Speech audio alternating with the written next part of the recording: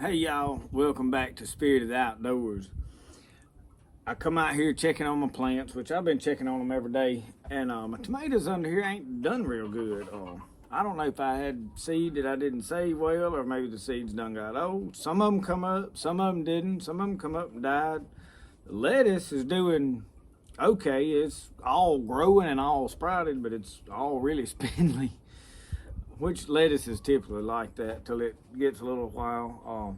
But my peppers are up, doing good. I mean, a lot of my peppers come up, so I'm really impressed with them. But what I'm doing, I'm gonna go ahead and start planting some of my squash. Now, Mr. Jimmy Honeycutt sent me these striped squash. Told me to try them. I have never grown this variety. He got them from Baker's Creek. And I've got some crookneck. This is what I always grow. And I got these from Seed Savers Exchange.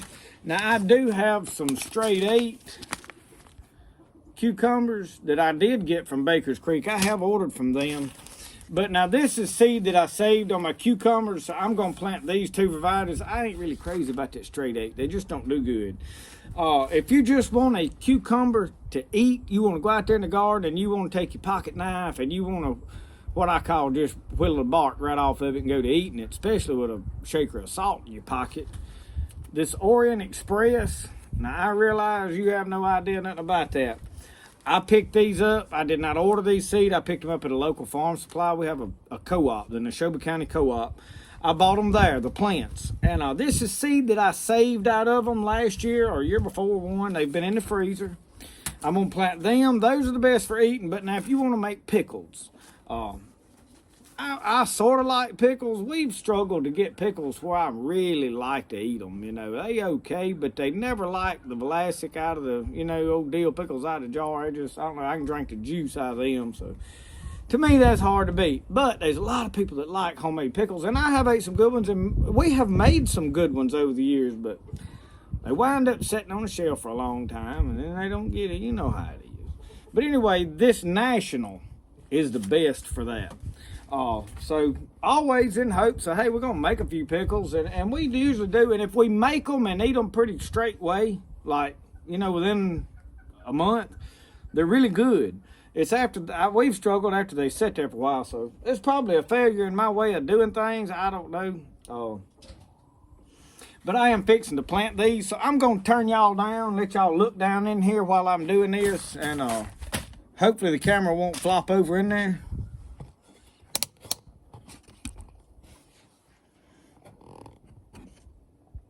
You can see them. That's the tomatoes over here. I just reseeded them, and that's the lettuce back there. It's doing all right.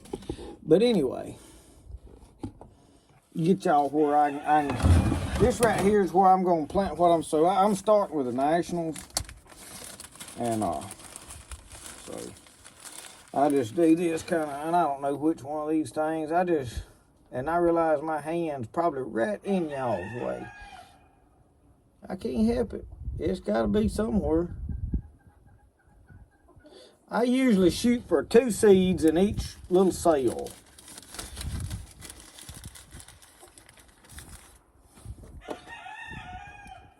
I know there's probably some of y'all out there don't give a rip about none of this gardening.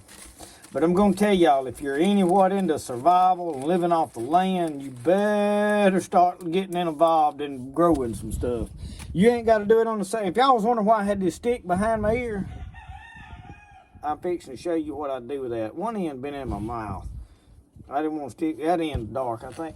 What I'm doing is using it to poke them seeds, and them stuck together.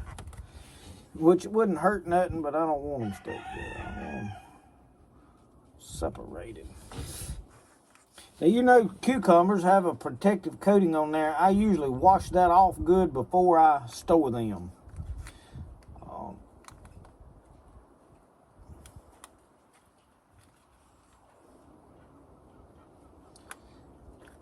I have had fairly good luck growing these things, but some stuff, you can't just take every seed. Like, I've got a peach. Let me show y'all this. In this cup, there is a peach seed. This peach seed has been in my refrigerator for all winter. I just laid it in the door of the refrigerator. That's called cold stratification. A lot of fruit seeds, if you're going to plant a fruit tree from seed, it has to go through what is known as cold stratification, where that is a period of cold to imitate winter, so that I've got to figure out what I just planted there. That was the Orient. No, that was the Nationals. Nationals. We'll make sure we label these right. We'll be all discombobulated. But I mean, when it comes up, I know which one's which. They look drastically different. The Orient is a long, skinny cucumber. The National is a little short, fat cucumber. So, I mean, I would know what they are when they come up. All right, we're going to put the Orient next. Let me go ahead and put that tag there and get my bag of Orient. But anyway, them peach seeds have to go through what is known as cold stratification. And y'all, I don't know that seed's going to sprout. It came out of a peach that I bought at the grocery store and ate and enjoyed and licked my lips on and all such as that, you know.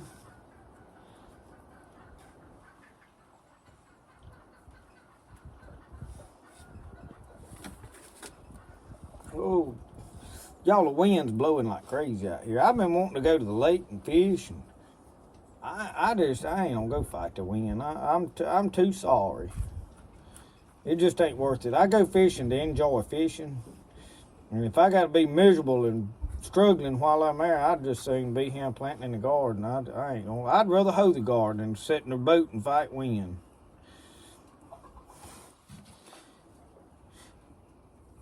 All right, we gotta have 4 seeds. And I just poke them, y'all, about 1/2 inch to 1 inch down in there. I don't try to shove them to the bottom. I just like that stick because I can drop them on there and I can kind of see what's what, and then I can just kind of poke them down.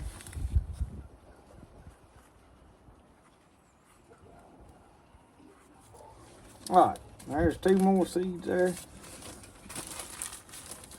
And I'll put all these seeds back in the freezer. I may not put them in there today because I may leave them in case something don't sprout, that I can just get them off a shelf in there and bring them back out here. But I did dampen the top of this dirt up here before I done this. So, all right,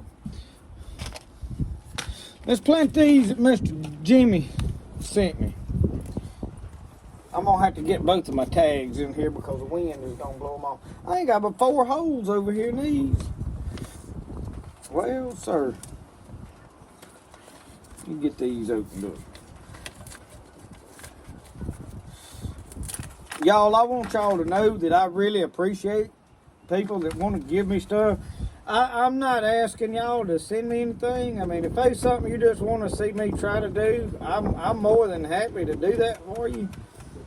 And I really appreciate when people send me stuff and say, hey, here, try this. But I did want to mention that I'm not just trying to get people to send me stuff. Lord, I got more stuff and I know what to do with, but it's sprinkling rain. Y'all hear it on that tin? So it don't, oh man, I gotta do something. Right there, look there. Looks like something to eat for it. We'll get another now. I'm gonna go ahead and poke these down. Y'all hear that rain hitting on this building?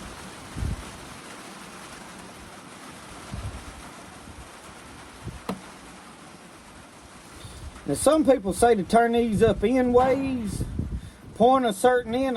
Y'all, I'm gonna be honest with you. I just stick them under the dirt. I have experimented some different ways and I really hadn't seen where it makes a lot of difference. But partly because once I get them seeds in there, y'all, I can't remember what I turn which way. I ain't gonna lie. And they always come up. So, I just can't see. Like they say, like you see that seed definitely has one end. I've always noticed if I germinate it, the seed pops out this side most of the time. So, if it comes out of there, it's gonna bend and come up. You look at that lettuce over there. It's gonna go toward that light, so it don't matter which way it comes up. I think eventually it's gonna come out of there. But now these yellow crookneck squash, that is what we have always grew here on this property, and my mom and dad's always grew them, and that's what we've always. When I eat fried squash, And look, these are all. And I do have some butternut squash, but I'm going to plant them like along about the time we plant pumpkins. I don't know. I may try some early and see if they, well, I don't know if them's going to come out of there or not. I got 3 there. Oh, we got an extra one somewhere.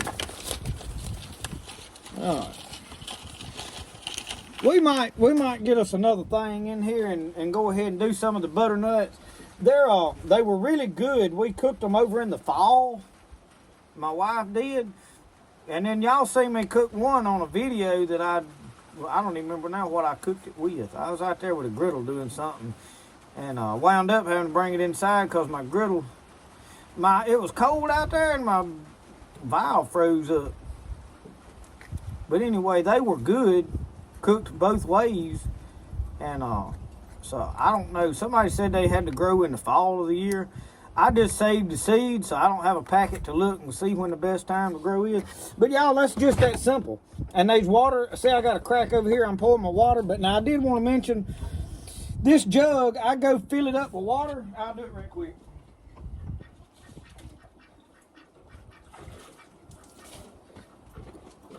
I filled this up out of my rain barrel, and I set it in here by this light back here, and let that water stay warm. That way, when it gets cool out here.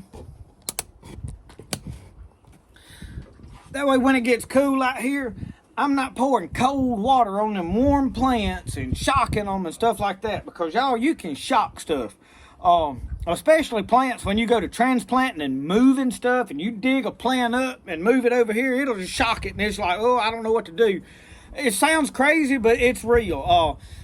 A tree, a lot of times, you transplant a tree and every leaf on it will fall off and ooh, man, you think it's dead. It's dead. And man, next thing you know, that thing will put back out. If it's happy and getting water and getting sun and it's happy where it's at, it'll grow. I have, there's a fig bush down there where y'all saw me building my herb garden. I tore that dog pen down. I had planted that fig bush because it was real fertile down there and all those wild herbs was growing so well down. I said, this fig bush will do well here. And it's gonna make big figs. And I planted it with the weeds grew up around it and I run over that sucker with a lawnmower. I mean, mowed it off level with the ground. I said, crap, I have ruined my fig bush. Because I had propagated it. I started it from a cutting. And man, that thing, next thing I knew, one day I come by and I looked and there was 3 little leaves popped out of the ground. And that thing's it grew like a foot that year. And so I was impressed and left it. So don't always give up on something too quick. Just especially if you've just moved it or you've done something to it or you damaged it or shock it. So that's why I mentioned I didn't want to pour cold water on this stuff. Because if you shock something this small, it's probably not going to make it. But now, you got something with a good bit of rootstock, it's got a good chance of survival. So, I just wanted to show you an update. I'm going to pull these peppers out where you can look at them. I know y'all couldn't see a whole lot down in there. But look at these peppers. Y'all, they doing well. And sometimes peppers is what I struggle with, but I love peppers. I probably don't eat near about all I make, but I love growing them. I like to see them reds hanging out there and yellows. And I do eat a lot of pepper. So anyway, we don't want to make no real long video. Thank y'all for watching Spirit of the Outdoors. We'll see y'all next time. Remember, the best way to do things is the way you like to do it. Why? Because you get the way you want to mess it up out of the way, and then you can find the right way, the better way to do it. We'll see y'all.